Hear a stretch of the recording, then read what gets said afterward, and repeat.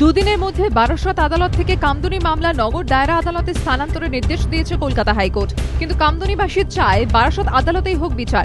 মৃত কলেজ ছাত্রের ভাইয়ের বক্তব্য, হাইকোর্টের নির্দেশকে তারা সম্মান জানাচ্ছেন, কিন্তু তারা চান বারাসত আদালতেই কামদুনি মামলার বিচার হোক। তাদের যুক্তি, কামদুনি থেকে বারাসত আদালতের দূরত্ব যতটা, তার থেকে নগর দায়রা আদালতের দূরত্ব অনেক বেশি। হাইকোর্ট রাজ্য সরকারকে সাক্ষীদের আদালতে নিয়ে যাওয়ার খরচ বহনের নির্দেশ দিলেও সেই টাকা চায় না মৃতার পরিবার।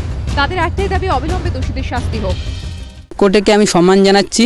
আমি চাই যেন আমার এই দিদির বিচারটা যেন বারাসত কোর্টেই হোক, যেন অন্য কোর্টে যেন না হোক। সেখানে আমাদের যেতে খুব অসুবিধে, আমাদের যেন বারাসত কোর্টেই বিচারটা হোক। আমরা রাজ্য সরকার ক্ষতি দিলেও আমরা ওখানে যাব না, আমরা চাই বারাসত কোর্টেই হোক। গ্রামবাসীরা বারাসত আদালতেই মামলা চলার দাবিতে অনড়।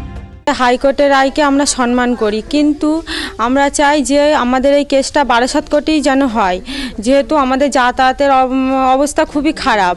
কিন্তু আমাদের গ্রামবাসীদের সংসার ধর্ম সব কিছু সামলে অত দূরে কোর্টে যাতায়াত ঠিক টাইমে পৌঁছতে পারবে না। এইটাই গ্রামবাসীদের আর কি মনে ভয়।